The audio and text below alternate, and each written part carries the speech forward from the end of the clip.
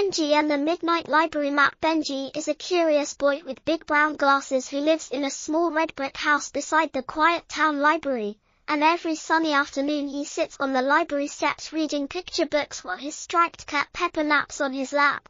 But one warm summer night he cannot sleep because the full moon shines like a silver lantern through his window, so he tiptoes outside in his owl-patterned pajamas, pushes open the creaky library door that is never locked for friendly neighbors, and whispers hello to the rows of tall wooden shelves. Yet instead of soft silence he hears a faint rustle, as if papers are sliding on their own. Following the sound, he walks past the adventure shelf, the puzzle shelf, and the history shelf until he reaches the map corner where a giant globe usually stands. But tonight the globe glows pale blue, and a rolled parchment pokes from a dusty drawer marked OLD. So Benji pulls the parchment free, unrolls it on a reading table, and sees a shining silver line that twists like a river across blank yellow paper.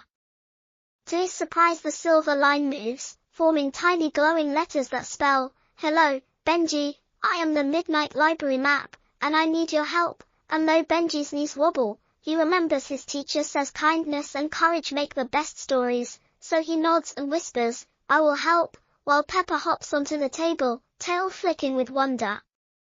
The map explains in slow bright words that 3 story stars, small crystals that keep every book's tale alive, have slipped out of their hidden sockets during a windy storm that shook the roof earlier, and without them the stories will fade to blank pages before sunrise. But the stars are lost in 3 secret rooms of the library basement where only brave helpers may go.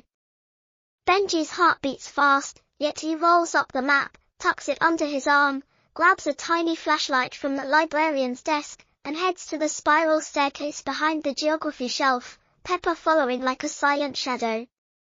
Down one floor the air smells like old paper and peppermint tea, and the map glows again, showing an arrow toward the room of forgotten letters. So Benji opens the heavy door and enters a chamber full of dusty envelopes piled like little mountains. Among them a soft golden glimmer shines, but letters keep sliding over the light, burying it.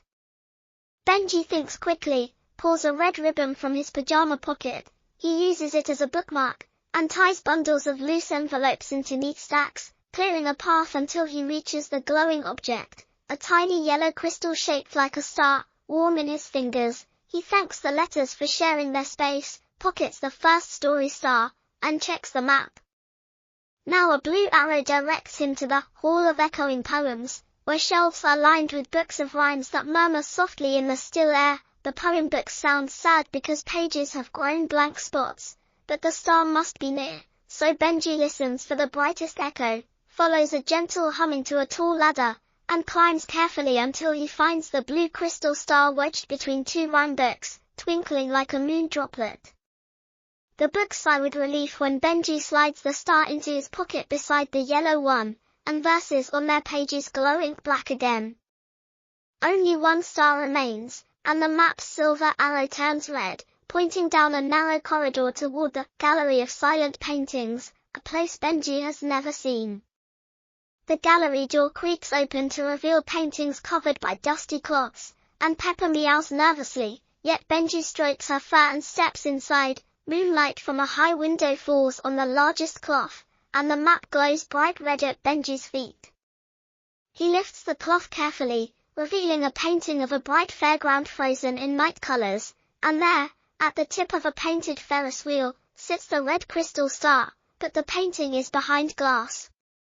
Benji pushes gently, but the frame does not budge. He recalls the librarian once saying that art likes applause, so he claps softly 3 times. Pepper adds a brave meow, and the glass shimmers, letting Benji slide his hand through like warm water. He plucks the red star free, the painting's lights flicker to life, children in the scene laugh soundlessly, and a painted firework blooms in purple glow before settling still again.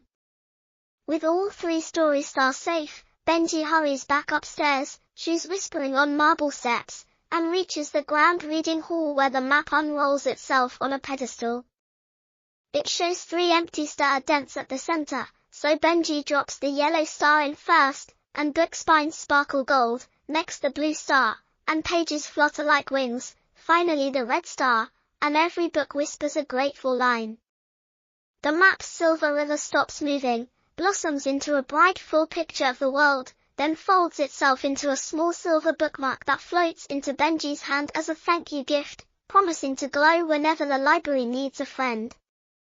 Dawn light peeks through tall windows, Pepper yawns, and Benji sneaks home, tucks the silver bookmark into his favorite adventure book, and slips back into bed just as his alarm chirps. At breakfast he tells his parents a simple tale about saving stories, but they only smile kindly and ruffle his hair, thinking he dreamed.